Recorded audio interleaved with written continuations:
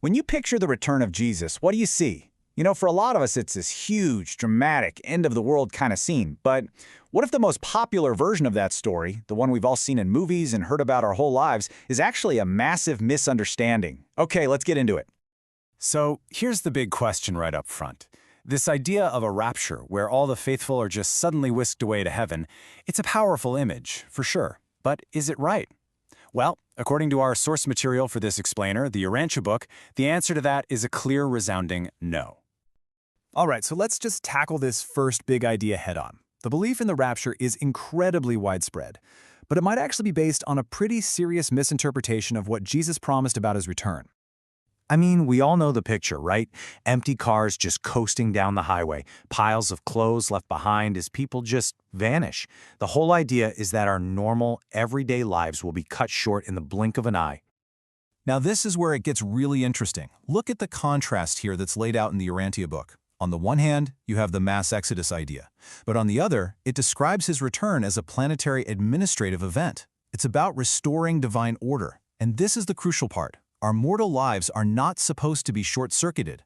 The whole point is for us to live them out completely, just like Jesus lived his. So here's the real takeaway. Yes, everyone will see it, everyone will know it's happening, but it's not a signal to get ready for liftoff. It's the moment the planet's rightful sovereign prince officially takes the reins again. Remember, his whole mission was to show us how to live a full, rich life, not to pull us out of it before we're done. Okay, so let's build on that and move to the next really big misconception.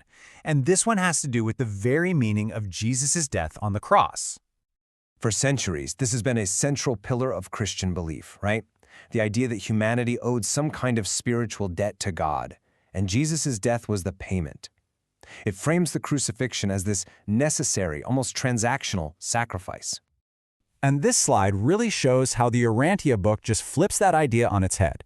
It teaches that his death wasn't a sacrifice to pay a debt. It was the necessary completion of what's called a mortal bestowal. That's the journey a creator's son has to take by living a full human life. His death wasn't a payment, it was the final act in demonstrating the paths to our own survival. The book says the incredible cruelty of it was a human tragedy, not some kind of divine requirement. And this quote, this gets right to the heart of the matter.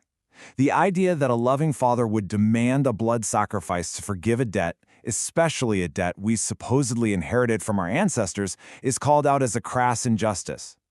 This one thought completely changes the way you look at sin and salvation. So, if salvation isn't about being saved from some inherited sin debt, then what is it really about?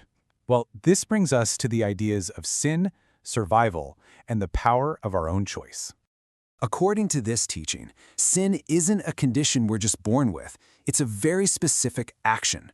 It has to be a conscious, intelligent, and deliberate choice to rebel against divine law. You can't sin by accident, you can't sin in your sleep, and you certainly don't inherit it from anyone else. It's personal. So the goal then shifts. It's not about being saved from sin, it's about surviving death so you can continue your journey. And that survival comes down to a conscious choice you make. The bare minimum requirement, it's simply to believe in your own survival, to want to continue. And on the flip side, to consciously reject that path, well, that's to choose your own non-existence. It's all up to you. Okay, so that's the next logical question, right? If we choose to survive, what does that actually look like? What happens next? To understand that, we have to start with a very specific number from Jesus' own story. And that number is 3. Jesus reappearing on the third day wasn't just a one-off miracle for our world. It's a universal pattern for these bestowal sons. It's done to prove beyond a shadow of a doubt to all of us mortals that death is not the end. It's just a transition into a new kind of existence. It is the ultimate proof of survival. But what about people who die without really having a chance to make that choice? Maybe they were never spiritually aware because of how or where they lived. Are they just lost? Absolutely not. They're called sleeping survivors. Their souls are preserved, basically put on pause, until a later time when they can be awakened and given the spiritual training they missed out on. And there's a whole orderly process for this.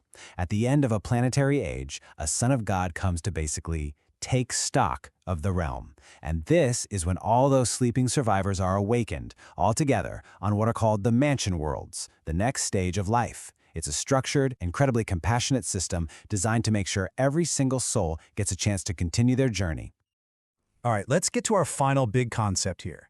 And this one explains a kind of universal spiritual upgrade that happened for all of us because of Jesus' life on our world.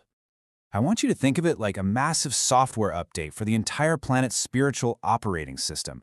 There's the spiritual influence that guides us called the Spirit of Truth. Well, after Jesus, who the source material identifies as our Creator's son, Michael of Nebadon, after he completed his mission here, that spirit became way more powerful, more direct, and more personal for every single one of us. You can see the difference here. Before Jesus' bestowal, the Spirit of Truth was kind of a joined effort. But once his life mission was complete, it became the direct, personal spirit of our universe sovereign himself, Michael, who we know as Jesus.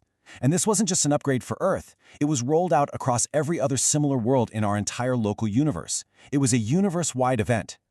So let's just pull this all together. What are the big takeaways here? First, Jesus' return is about restoring order, not a mass evacuation. Second, his death was the triumphant completion of a life, not a tragic payment for sin. Third, salvation is really about our choice to survive death. And finally, death isn't an end, it's just a doorway to the next phase of our education and growth. And that really leaves us with one final thought to chew on.